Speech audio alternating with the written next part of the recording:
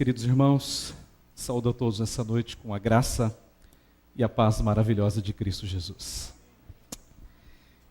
Eu peço a você que abra a sua Bíblia no livro de Jó, capítulo de número 19. Livro de Jó, capítulo 19.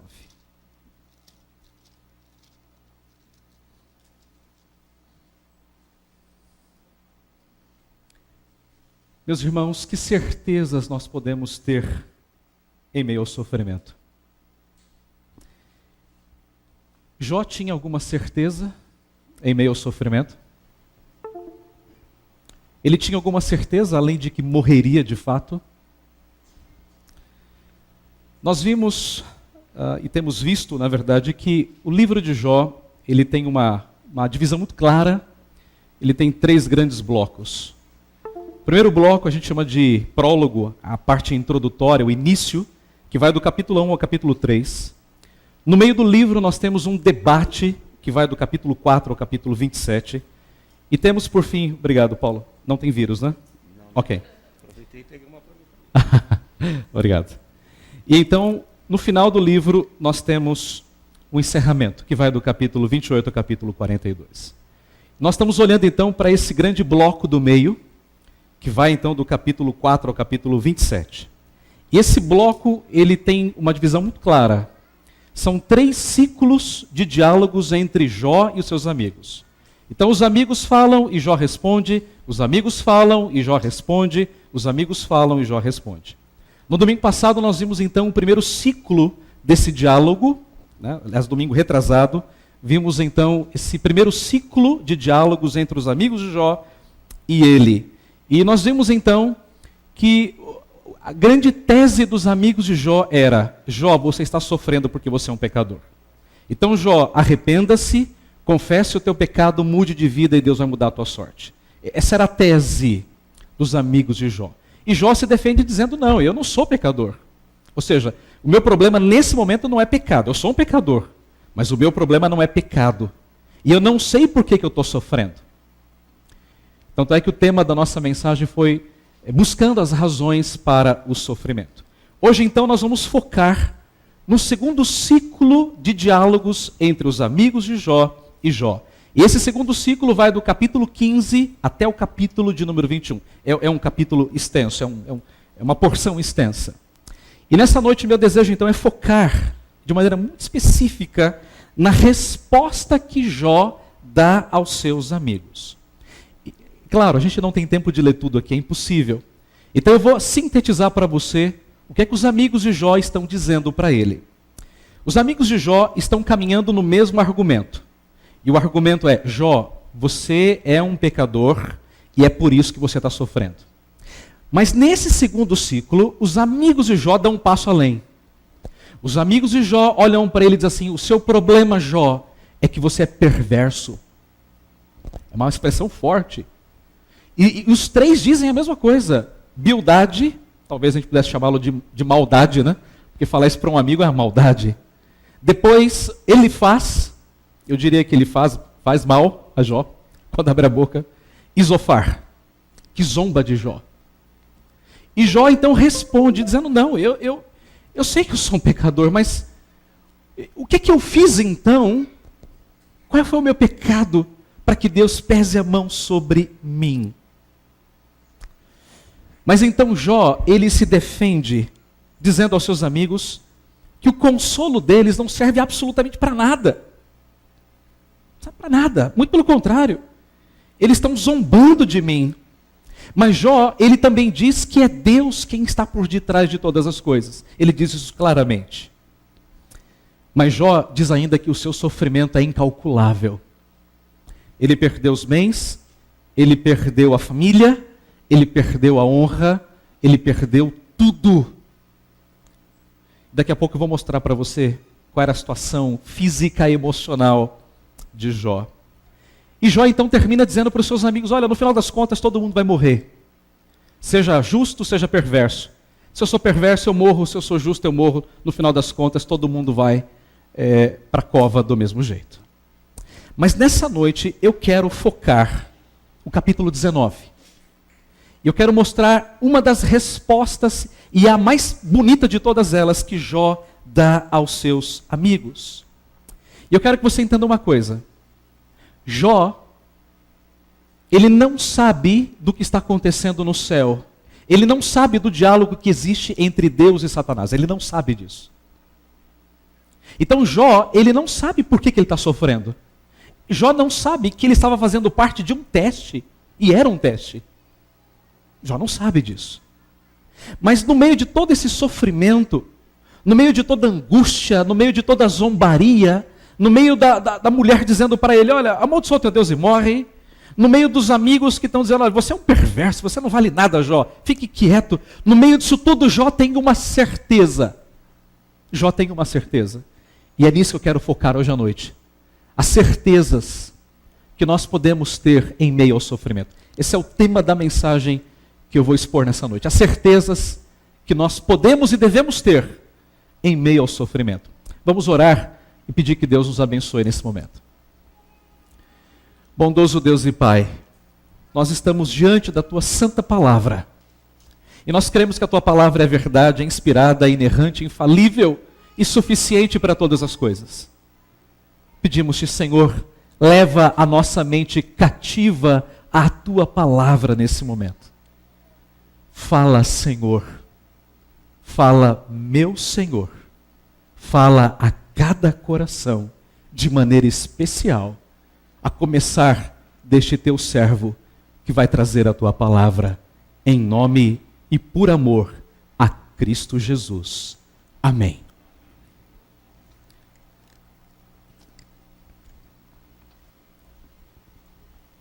A primeira certeza que Jó tinha e que nós podemos ter em meio ao sofrimento é a certeza da redenção.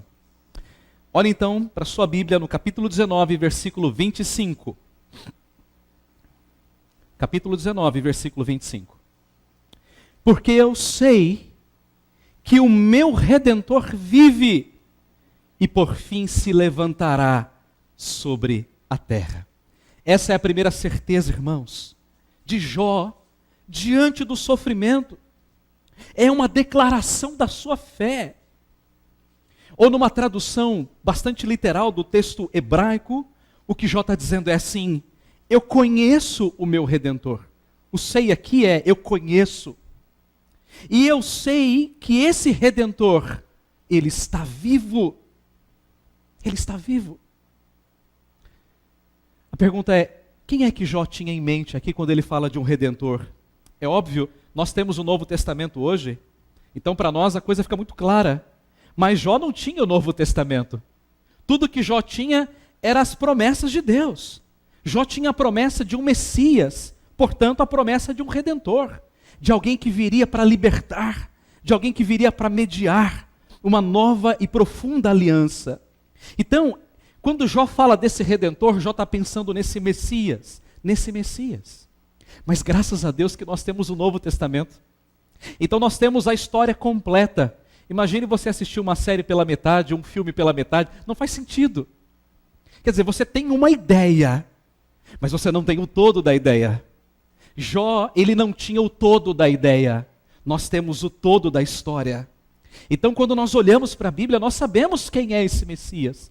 Nós sabemos que esse Redentor é Jesus Cristo. Então aquilo que para Jó e que para o povo da antiga aliança era uma sombra, para nós é uma realidade. Aquilo que para eles era apenas uma expectativa, para nós é a realidade. É isso que Jó está dizendo. Sabe quando a esposa fica grávida e você vai fazer aqueles ultrassons, né, o pré-natal, e aí você vê aquela coisa, aquela sombra, né? Você tem uma ideia do que tem lá. E eu acho tão interessante as pessoas, né, os casais novos, quando ficam grávidos, eles fazem o primeiro ultrassom e colocam no Facebook, né? Aí tem um pontinho lá naquela imagem e o papai todo coruja diz assim, é a cara do pai, né? É um pontinho, não é nada. Então, aquilo que para nós é uma sombra quando a gente olha o ultrassom, quando o bebê nasce é uma realidade. Então o Messias para Jó era uma sombra, mas para nós é uma realidade. Então ao falar desse Messias, Jó, ele entende que esse Messias é o seu Redentor. E a palavra redentor é uma palavra muito importante em toda a Bíblia, porque a palavra redentor no Antigo Testamento, ela também pode ser traduzida por resgatador. Naqueles dias, o resgatador tinha uma função muito importante. Por exemplo, quando uma mulher ficava viúva, o parente mais próximo do marido tinha a obrigação de trazer aquela mulher para casa, cuidar dela, alimentá-la até o final da vida dela. Era chamado de o resgatador. E a gente tem um exemplo disso na Bíblia, não temos? Temos o exemplo de Ruth e Noemi. Noemi era sogra, Ruth a nora, e elas moravam numa terra distante. O marido de Ruth, de Noemi, faleceu. Depois o filho dela também, o esposo de Ruth, e uma das noras resolveu ir para um lugar e Ruth acompanhou a sogra voltando para Israel. E quando eles chegaram lá, e agora? O que é que nós faremos? O que vamos comer? Onde vamos morar? E Ruth então foi trabalhar numa plantação de milho, eu acho, e ela conheceu Boaz. E ela descobre que Boaz era o parente próximo de Noemi. E Boaz então se torna o resgatador de Ruth e de Noemi. Então eles se casam, é uma linda história, né? É um belo romance. E dali então vem Davi, Jessé, Davi, a raiz, e dali então vem o Salvador. Veja que coisa interessante, Jesus então, ele é visto nas Escrituras como esse resgatador. É aquele que vem nos resgatar dos nossos pecados. O apóstolo Paulo, quando escreve aos Colossenses, no capítulo 1, versículos 13 e 14, Paulo diz assim, ele diz assim, no qual, ou melhor, ele nos libertou do império das trevas e nos transportou para o reino do Filho do seu amor, no qual nós temos a redenção, a remissão pelo seu sangue. Perceba, irmãos, que Cristo então, ou que Paulo nos mostra que Cristo, ele nos resgatou desse império de pecado e de morte e nos trouxe para um reino de vida e de paz. Então, quando Jó, ele pensa nesse Messias resgatador, ele está pensando em alguém que vai vir resgatá-lo desse sofrimento, resgatá-lo dessa dor, dessa angústia da sua alma. É isso que Jó tem em mente, e é isso que nós devemos ter em mente, que Jesus é o nosso resgatador, esse resgatador maravilhoso, esse companheiro, essa pessoa próxima que está a nós. Então Jó afirma que o seu Redentor, ele está vivo, não é isso que ele diz? Porque eu sei que o meu Redentor vive. Meus irmãos, Jó, ele está apontando aqui para a eternidade do Messias. O Messias não estava vivo apenas em sombra nos dias de Jó, mas ele está sempre vivo. E nós sabemos que o nosso Messias, o nosso Redentor, ele vive eternamente.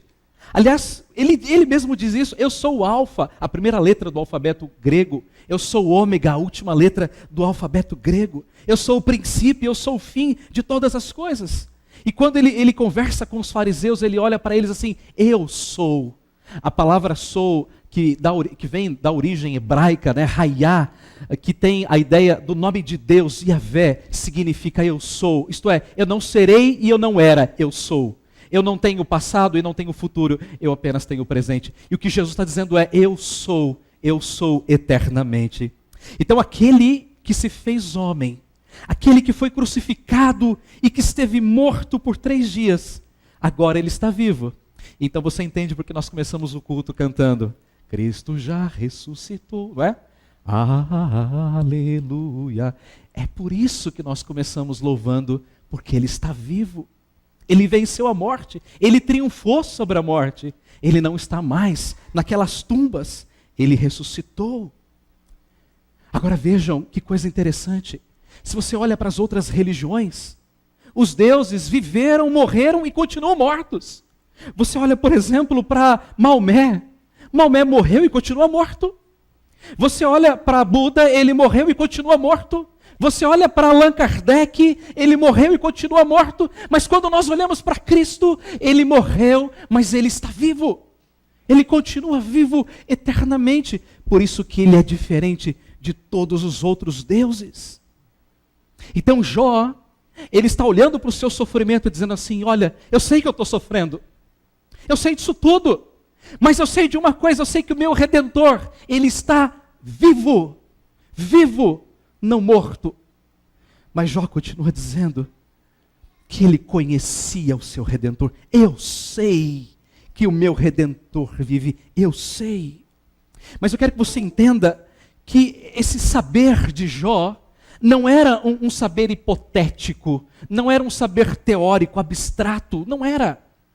Esse saber de Jó era um saber real, verdadeiro, profundo, intenso, marcante. Era o conhecimento de alguém que realmente experimentou aquilo.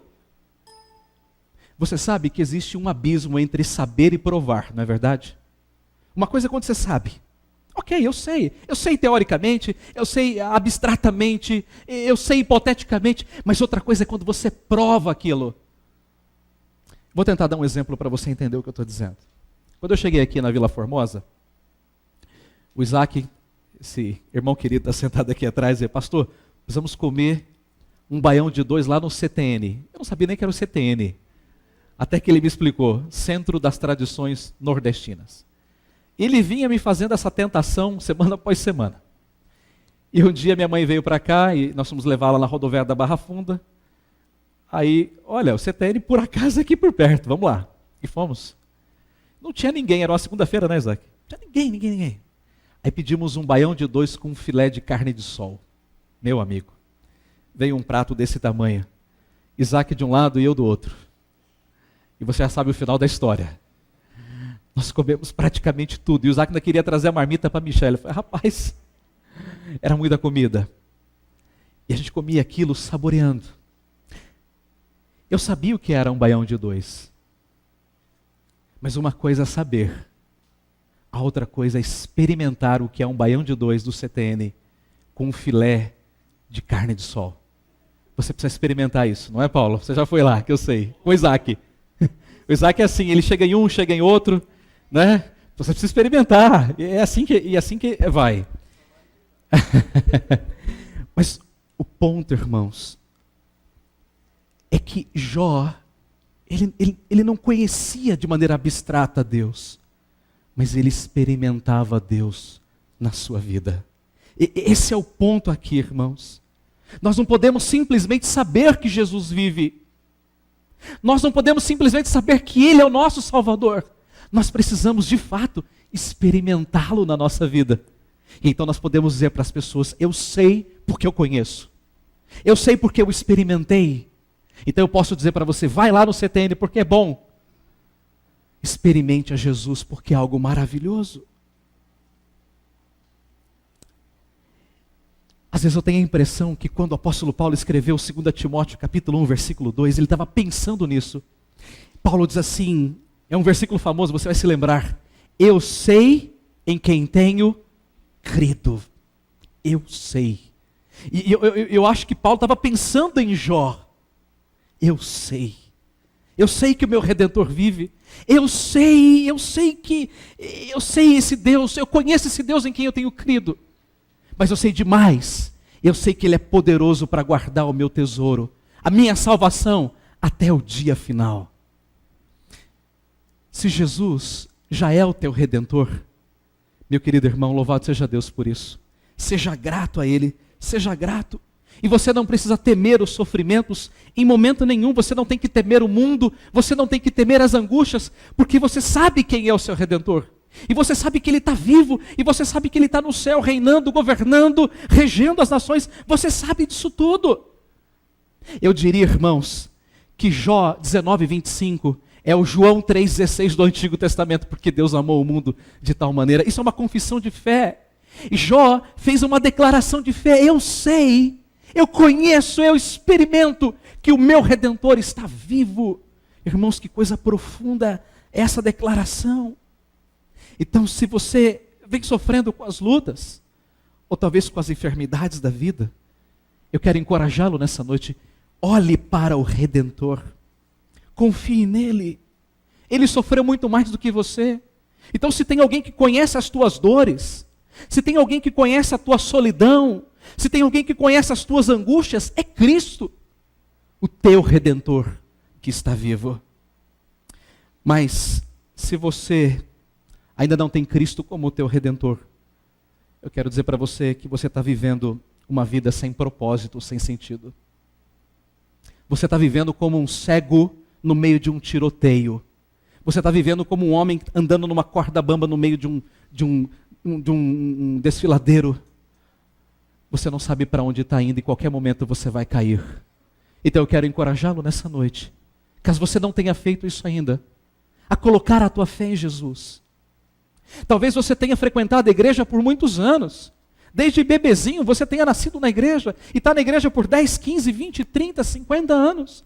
Mas talvez você saiba de muitas coisas acerca de Jesus. Você sabe que Ele é homem, você sabe que Ele é Deus. Você sabe que Ele é o eterno Filho de Deus. Você sabe que Ele morreu na cruz, você sabe o que Ele ensinou. Mas talvez você nunca tenha experimentado Jesus. E eu quero estar com você nessa noite a experimentar a Cristo. A experimentar esse Salvador maravilhoso. Não apenas conhecê-lo na teoria, porque muitos conhecem, o diabo conhece, mas eu quero estar com você a colocar a tua fé nele, a crer nele de todo o teu coração e a confessá-lo como teu Redentor, como aquele que te perdoou, como aquele que tomou sobre si os teus pecados e te salvou da condenação eterna. Creia nele de todo o teu coração. Você se lembra daquela canção famosa, Ideologia? Da minha época de menino, eu quero uma para viver. Você quer uma ideologia para viver? Chama-se Jesus Cristo. Se você crê em Jesus, Ele será o grande propósito da tua vida. O grande propósito, o grande alvo da tua vida. Então você nunca mais estará andando como um cego no tiroteio, nem numa corda bamba no meio de um desfiladeiro, mas você andará na presença dEle todos os dias, a cada momento. Então a tua vida vai ter um sentido e um propósito. Então a primeira certeza de Jó é a certeza da redenção.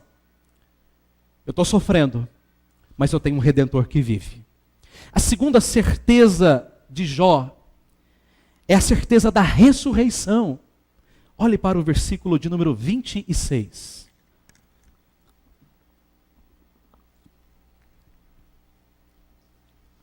Versículo de número 26. Depois, revestido este meu corpo da minha pele. Depois, revestido este meu corpo da minha pele. Meu querido, embora Jó soubesse que a morte era inevitável, porque é o caminho de todo homem, ele tinha a firme convicção da ressurreição. É verdade que Jó, ele não tinha uma teologia sistemática para estudar acerca da ressurreição. Ele não tinha um livro para juntar todos os textos da Bíblia para estudar acerca da ressurreição. É verdade. Mas Jó tinha a convicção bem clara de que quando tudo terminasse, o corpo dele seria novamente revestido de pele. E por que Jó diz isso? Porque Jó não tinha mais pele, praticamente. Daqui a pouco eu vou dar uma pequena descrição para você desse sofrimento de Jó. Mas eu quero que você entenda que a ideia da ressurreição não era uma ideia da cabeça de Jó. Era uma ideia que sempre esteve presente no povo de Deus, sempre. Todo o Antigo Testamento tinha essa ideia da ressurreição final. Você pega, por exemplo, Abraão. A Bíblia diz que Abraão, lá em Hebreus capítulo 11, Abraão estava mesmo para sacrificar o seu filho. E por que Abraão estava para sacrificar o seu filho? Porque Abraão, ele tinha certeza de que mesmo ao sacrificar Isaque, um dia Isaque iria ressuscitar. Veja que ele tinha essa concepção. Obrigado, Paulo. Paulo tinha essa concepção. Veja que Abraão, ele tinha essa ideia da ressurreição. Essa ideia de que um dia ele iria se levantar da terra. De que o seu corpo seria revestido. Então agora você entende por que nós lemos 1 Coríntios capítulo 15. Quando Paulo fala, então esse corpo corruptível vai se revestir da incorruptibilidade, e então esse corpo mortal vai se revestir da imortalidade. Então a gente entende que todo culto ele faz sentido. Toda leitura no culto, todo hino, ele tem um propósito, porque ele está apontando para a mensagem. A liturgia vai nos preparando para a mensagem. Então a ressurreição do corpo fazia muito sentido para Jó. Porque Jó estava sofrendo, irmãos, as piores dores. Dores físicas, dores na alma, dores psicológicas. Você acha os teus amigos chegarem para você e dizer assim, olha, você está sofrendo porque você é um perverso? A tua mulher chegar para você assim, amaldiçoa o teu Deus e morre porque não te resta mais nada. Imagine, irmãos, a dor psicológica desse homem. A dor psicológica desse homem. Olhe para o versículo de número 19, do capítulo 19. Todos os meus amigos íntimos me abominam. Até os que eu amava se tornaram contra mim. Os meus ossos se apegam à minha pele e à minha carne eu salvei-me. Só com a pele dos dentes. Você tem ideia disso? A única pele sã em Jó, ou talvez pouco sã, um pouquinho menos pior, eram as gengivas de Jó. A pele de Jó grudava nos seus ossos. Jó chega a dizer que ele sentia dor nos ossos. Jó dizia que o seu hálito era insuportável. Ele diz assim, insuportável à minha mãe e aos filhos da minha mãe, isto é, aos meus irmãos e à minha própria mulher. Triste, não é? Então ele diz para os amigos no versículo 21, compadecei-vos de mim, amigos meus. Compadecei-vos de mim, porque a mão de Deus me atingiu. Eu estou sofrendo. Para um homem, irmãos, como Jó, a ressurreição fazia sentido, não fazia? E tinha que fazer sentido, porque ele estava sofrendo na sua pele. Mas Jó cria que um dia ele se levantaria do pó da terra e ele teria o seu corpo restaurado, refeito, recriado. E essa certeza de Jó tem que ser também a nossa certeza. A certeza de que um dia nós também nos levantaremos do pó da terra e o nosso corpo será revestido.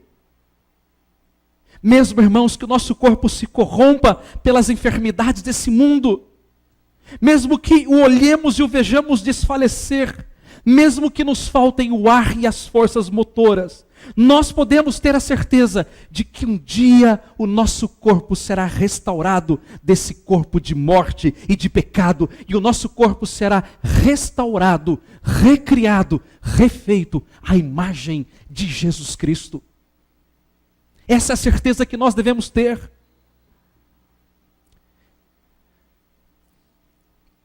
Eu já vi muitas pessoas morrerem. Já vi mortes tranquilas, como um amigo que morreu dormindo ao lado da esposa. Morreu dormindo.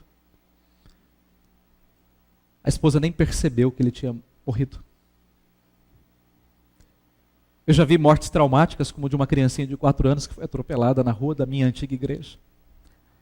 Era um sobrinho neto de uma senhora da igreja. Foi traumático. Foi o velório mais triste que eu já participei na vida. 4 anos. Eu já vi muitas mortes. Mas a morte que mais me chocou foi a morte do meu pai. Meu pai era um homem forte, muito saudável. Daqueles mineiros, viu, reverendo Abel? Mineiro é forte. O senhor é prova disso.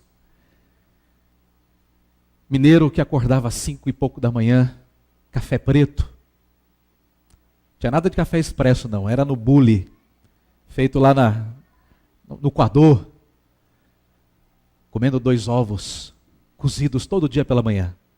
Esse é o café da manhã do meu pai. Meu pai era um homem de roça, gostava de plantar. E depois dos 70 anos, meu pai foi acometido de um câncer muito grave, terrível, crônico. E eu vi meu pai em 3 fases. Eu vi meu pai andando de andador. Foi difícil para vê-lo assim. Forte. 4 meses depois eu vi meu pai numa cadeira de rodas, já muito debilitado.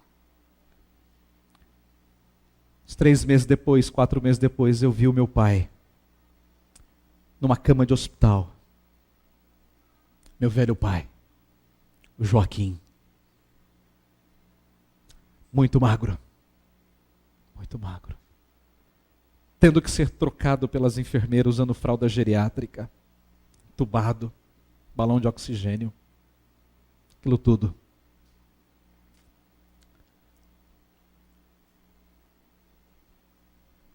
A minha irmã me ligou e disse: André, o pai está chegando ao fim. Meu irmão, que é pastor, veio de Natal, desceu em Viracopos, busquei de carro até Campinas e fomos para Marília, onde ele estava internado. Quando eu cheguei lá, eu tomei um choque ao ver o meu pai naquelas condições. Mas Deus nos proveu a bênção de ele ser extubado naquele momento. E a última palavra que eu ouvi do meu pai naquela situação, eu perguntei assim: pai, o senhor está firme em Deus? E meu pai sempre teve uma voz muito forte. E ele disse assim: com a graça de Deus, filho. Com a graça de Deus. Foi a última coisa que eu ouvi do meu pai. 15 dias depois ele faleceu.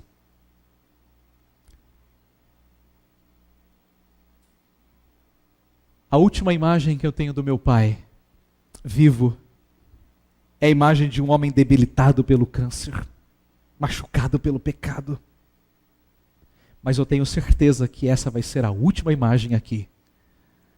Porque a próxima imagem será de um homem restaurado, a imagem de Jesus Cristo.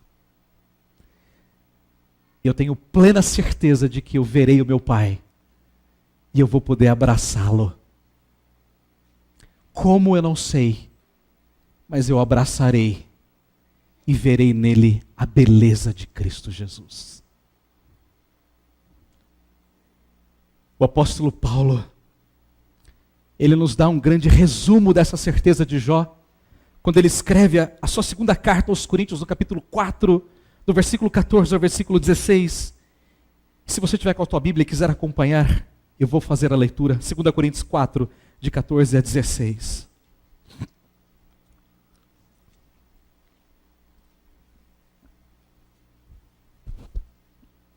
Por isso, não desanimamos. Pelo contrário, mesmo que o nosso homem exterior se corrompa, e se corrompe, contudo, o nosso homem interior se renova de dia em dia. Porque a nossa leve e momentânea tribulação, você fala: epa, peraí, que história é essa de leve e momentânea? Você não tem ideia, eu estou sofrendo aqui tem muitos anos. De leve não tem nada. Calma, leia o texto. Porque a nossa leve e momentânea tribulação produz para nós eterno peso de glória acima de toda comparação. Então o que Paulo está dizendo é: se você pegar uma balança e colocar do lado dessa balança todo o teu sofrimento, as tuas lutas, as tuas dores, as tuas angústias, tudo, coloque tudo nesse balaio de um lado da balança. Mas do outro lado da balança você coloca todo o eterno peso de glória. Paulo diz assim: não se compara. É como se a balança tivesse assim. De um lado você colocou tudo, e aí do outro lado você vai lá e coloca o eterno peso de glória. Sem pestanejar, a balança faz assim, olha. É isso que Paulo está dizendo, não há comparação. Então tudo aquilo que nós passamos nesse mundo não se compara com aquilo que há de ser revelado no dia final. É isso que Paulo está dizendo. Então Paulo conclui dizendo: não atentando nós nas coisas que se veem. Então, ou seja, não foque nas coisas desse mundo, mas nas coisas que se não veem. Porque as coisas que se veem, elas são temporais, são efêmeras, são passageiras. Elas vão terminar. Mas Paulo diz: aquelas coisas que nós não vemos, elas são eternas. Elas são eternas.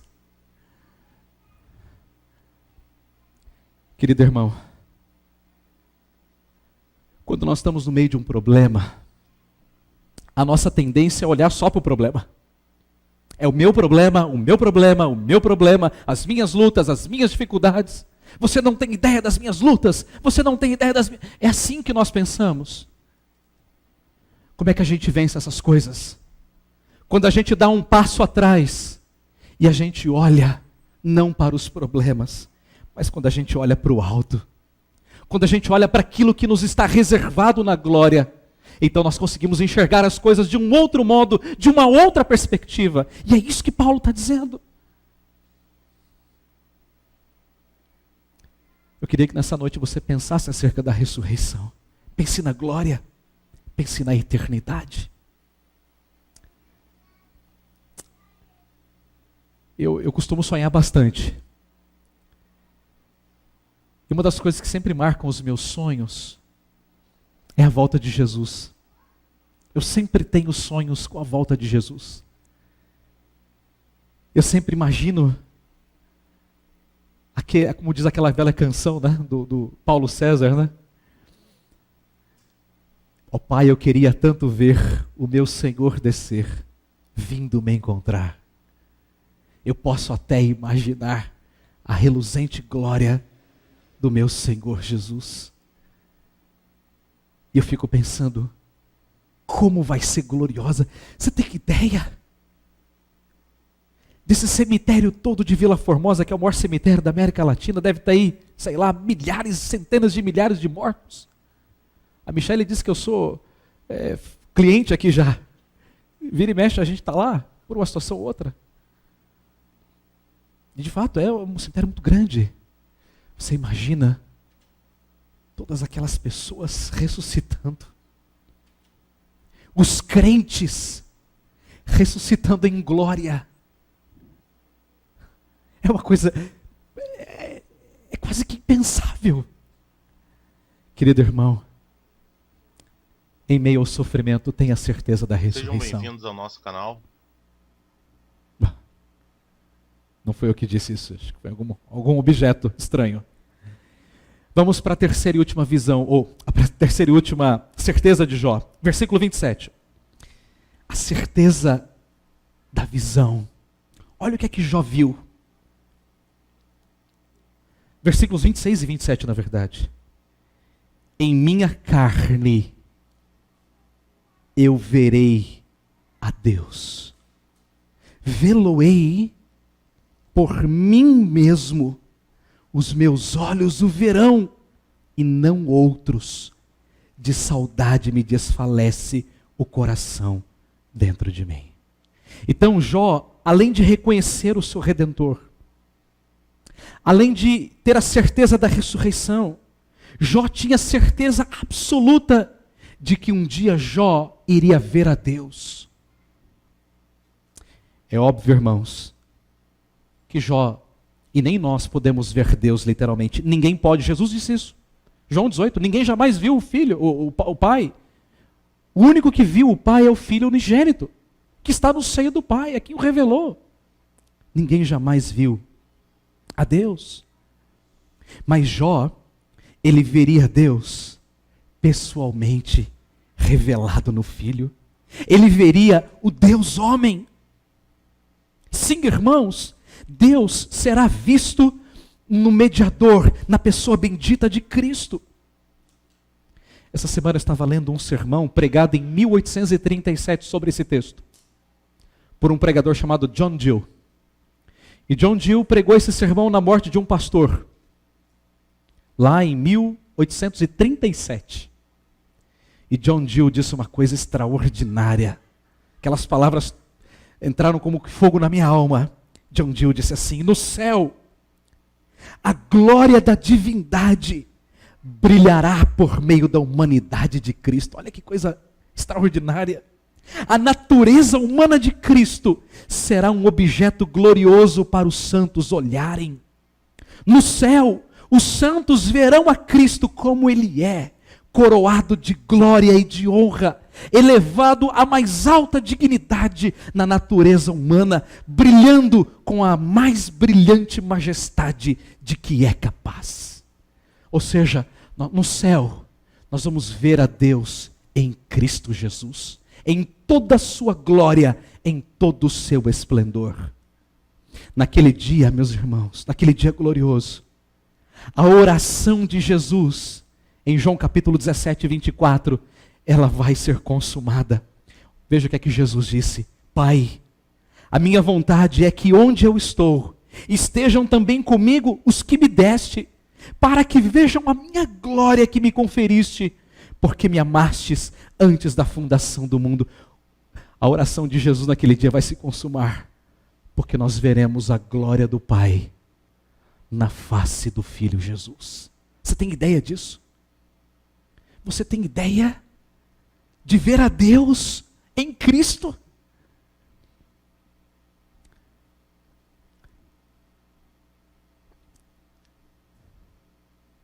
Eu gosto muito de escatologia. Escatologia é a doutrina das coisas finais. Apocalipse, as coisas que vão caminhando para o fim. Mas eu gosto daquela escatologia não especulativa. Ah, como é que vai ser isso? Não, eu não gosto não. Eu gosto daquela escatologia bíblica, que a palavra diz claramente. E eu quero dar para você um pouquinho dessa visão de como vai ser. Só um pouquinho. Abra em Apocalipse capítulo 19.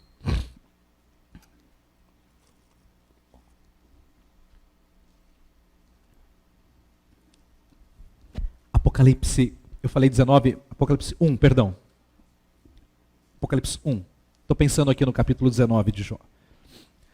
Apocalipse 1, do verso 9 em diante. Você se lembra que João está sofrendo, ele está preso numa ilha chamada Patmos por causa do Evangelho? Você se lembra disso tudo? A igreja está sendo perseguida, muita gente sofrendo, gente perdendo emprego, gente perdendo casa, gente morrendo, gente sendo expulso para todo lado, perseguição, morte. E essas informações começam a chegar para João na ilha de Patmos. E João está desencorajado, desalentado, angustiado. João é o último dos apóstolos vivo, ele morre perto do ano 90, depois de Cristo Jesus. Os apóstolos começam a morrer perto do ano 60, 65, 70. João morre no ano 90 aproximadamente. E João está angustiado. E então a Bíblia diz que Jesus aparece para ele. E é como se Jesus descortinasse o céu diante de João.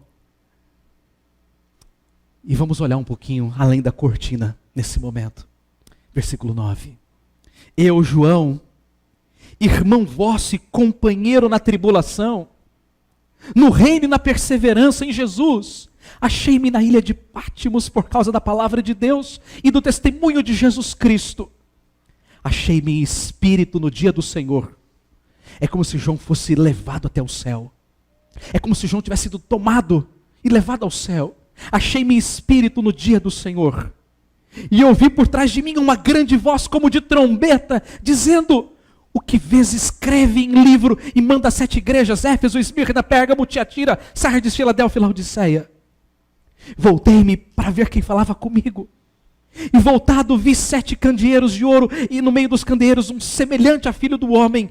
Aqui ele está falando de Jesus, com vestes talares, bonitas, brancas, cingido à altura do peito com uma cinta de ouro. A sua cabeça e os seus cabelos eram brancos como a alva lã, a pureza como a neve. Os seus olhos como chama de fogo, aquilo que consome, que purifica. Os seus pés semelhante ao bronze. O bronze era um metal extremamente precioso, como bronze polido, bonito, firme. Um objeto inclusive usado na guerra, como que refinado numa fornalha. A voz, como voz de muitas águas. Quem já foi a Foz do Iguaçu deve ter ouvido aquelas muitas cachoeiras, deve ser lindo aquilo. Eu tenho um sonho de conhecer lá a Foz do Iguaçu, deve ser uma coisa belíssima, o som daquelas muitas águas, não só como aquela cachoeira lá do interior, pequenininha, mas aquelas muitas águas, como o som de muitas águas.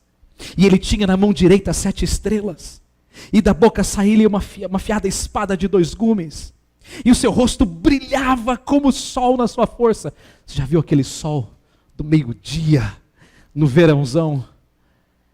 O rosto de Jesus brilhava muito mais que o sol.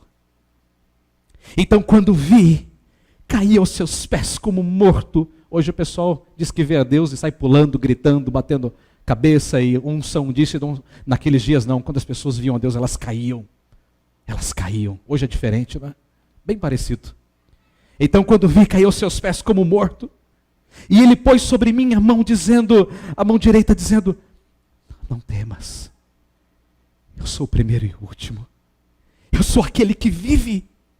Eu estive morto, mas eis que estou vivo pelos séculos dos séculos. E eu tenho as chaves da morte e do inferno. Meus queridos irmãos, hoje, com os nossos olhos carnais corrompidos, nós não podemos ver toda a glória do Redentor, mas haverá um dia que nós veremos toda a glória de Deus na face de Jesus Cristo. E nós não só o veremos, mas nós poderemos tocá-lo, não como fez Tomé, porque não acreditava, mas nós iremos cair de joelhos diante dele e dizer assim: toda a glória, todo louvor e toda honra sejam dados a ti, Senhor. O Senhor é merecedor. Então naquele dia, ninguém vai poder bater no peito e dizer assim: eu estou aqui porque eu mereço, mas nós bateremos no nosso peito e faremos como o salmista: não a nós, Senhor, não a nós, mas ao teu nome da glória, por amor da tua misericórdia. É isso então que nós faremos naquele dia. E eu creio que Isaías nunca mais terá que repetir as mesmas palavras: ai de mim, porque os meus olhos viram o rei, porque ele vai ver o rei entronizado na sua glória. Eu quero dizer uma coisa para você, meu querido irmão e a minha querida irmã. A melhor coisa que você vai ver no céu não é o céu. A melhor coisa que você vai ver no céu é o Senhor do céu, Jesus Cristo, porque Ele será o nosso céu. Ele será a nossa alegria. Ele será a nossa satisfação e a nossa glória. Meu querido irmão, o melhor antídoto contra os sofrimentos desse tempo presente é um profundo anelo pela glória de Cristo. Aqueles antigos pregadores puritanos, eles costumavam dizer que nós precisamos ser como vesgos. Nós precisamos manter um olho nesse mundo enquanto caminhamos como peregrinos, mas precisamos manter um outro olho na glória, para nós não perdermos a visão para onde estamos indo. Então, meu querido irmão e querida irmã, não perca a visão de Cristo, desse Cristo ressurreto, desse Cristo glorioso, majestoso, vencedor, exaltado nas alturas. Não perca a visão de Cristo nunca, porque se você perder a visão de Cristo, você perdeu o seu norte, o seu parâmetro, o seu elemento balizador da vida. A nossa cultura, irmãos, é uma cultura muito imediatista.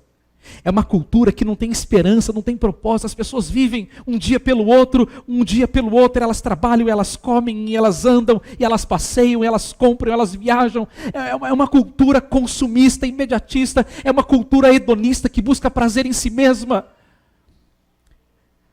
Mas a cultura do crente, irmãos, é uma cultura da glória, porque nós não pertencemos a esse mundo, nós somos peregrinos nesse mundo. E nós estamos caminhando rumo à glória para ver a glória de Deus. Tem um corinho antigo que os nossos pais e avós cantavam, o reverendo Abel deve conhecer muito bem, os irmãos mais velhos devem conhecer muito bem. Você se lembra daquele corinho? Que a beleza de Cristo se veja em mim. Lembram? Toda sua admirável pureza e amor. Não é assim?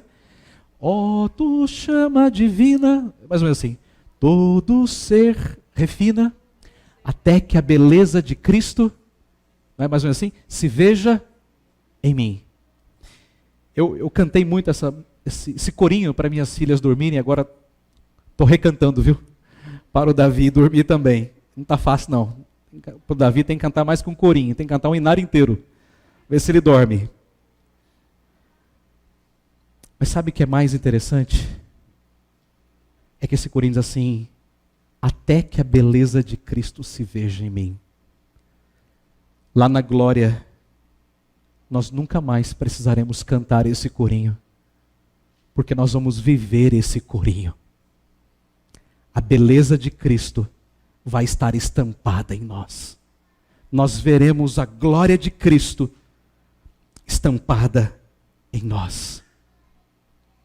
As minhas filhas nunca mais me ouvirão cantar, porque elas viverão esse corinho na realidade. Eu quero concluir a mensagem dessa noite mostrando para você que nós olhamos aqui sobre as certezas que nós devemos ter em meio ao sofrimento. As certeza da redenção, a certeza da ressurreição e a certeza da visão. Eu tenho um Redentor, Ele está vivo e um dia eu vou vê-lo. Mas eu quero chamar a tua atenção para um detalhe que está aqui no texto e eu deixei para o final, para ser uma coisa interessante. Antes de Jó fazer essa declaração de fé nos versículos 25 e 26, Jó ele faz 2 pedidos para Deus. Olhe comigo. Está logo acima aí. Versículos 23 e 24. O primeiro pedido de Jó está no versículo 23. Quem me dera fossem escritas as minhas palavras. Quem me dera fossem gravadas em livro. E foram, Jó. E foram. Aqui. Deus atendeu o pedido de Jó. Está aqui. Jó fez um segundo pedido para Deus. Versículo 24. Que com pena de ferro e com chumbo para sempre fossem esculpidas na rocha. Um estudioso fez um grande levantamento e ele descobriu uma coisa muito interessante. Jó 19:25 é o versículo mais esculpido nas lápides. Sabe aquela pedra que tem nos túmulos? É o versículo mais esculpido nas lápides. Novamente, Deus atendeu o pedido de Jó. Isso não é incrível? E eu creio, irmãos, que Deus atendeu o pedido de Jó para que essas palavras chegassem a mim e a você nessa noite. E que essas palavras continuassem por outras e outras gerações até a volta do Senhor. E essas palavras foram atendidas para que elas viessem ao meu coração e ao seu coração nessa noite, para te encorajar e me encorajar em meio ao sofrimento. Deixa eu contar para você uma história. E eu encerro assim. Havia um presidente americano muito famoso, muito querido, muito amado, chamado Gerald Ford. Quando Gerald Ford morreu, o corpo dele foi levado para a sua cidade natal. Foi colocado em cima de um caminhão. E quando o caminhão chegou na cidade, havia um grande cortejo, milhares de pessoas, milhares. E havia uma grande comoção de todos os lados. As pessoas chorando, pessoas emocionadas. Isso me lembra muito a morte do Ayrton Senna. 90 alguma coisa, era menino lá no interior. Corpo de bombeiros aqui em São Paulo, aquela comoção, aquela coisa toda. Vocês lembram disso? E lá então nos Estados Unidos, quando aquele caminhão chegava com o corpo de Gerald Ford, as pessoas diziam assim: bem-vindo, presidente Ford, bem-vindo de volta. E você fica pensando, se as pessoas estavam daquele jeito por um corpo morto, um corpo desfalecido, como não será o dia em que Cristo Jesus voltar e nós nos levantarmos dessa terra com o nosso corpo glorioso? Você já parou para imaginar a festa que vai ser quando todos nós ressurgimos em glória? E Jesus dizendo para nós: bem-vindos, bem-vindos, bem-vindos. Queria que você se colocasse em pé nesse momento. Vamos declarar a fé de Jó. Vamos fazer do credo de Jó nosso credo. Vamos ler juntos agora. E vamos nos apropriar dessas palavras no sentido de reafirmá-las. Jó 19, 25 e 26. Vamos ler juntos. Com voz forte, declarando a nossa fé. Porque eu sei que o meu Redentor vive e por fim se levantará sobre a terra. E depois, revestido este meu corpo da minha pele, em minha carne verei a Deus. Amém. Senhor, louvado seja o teu nome por essa palavra bendita. Louvado seja o teu nome por essas certezas que nós podemos ter em meio ao sofrimento. A certeza de que o nosso Redentor vive pelos séculos dos séculos. A certeza da ressurreição. A morte não é o fim, Mas Jesus a venceu por nós e nós também venceremos. E a certeza de que um dia nós veremos o Senhor em glória. E nós diremos, não a nós, Senhor, não a nós, mas ao teu nome da glória, por amor da tua misericórdia. Louvado seja o teu nome, por Jesus Cristo, o nosso Senhor. Amém. Porque Ele vive, posso crer no amanhã. Porque Ele vive, temor não há. É assim que nós vamos cantar a nossa fé nesse momento. Cantemos com alegria, irmãos. Porque Ele vive, eu posso crer no amanhã.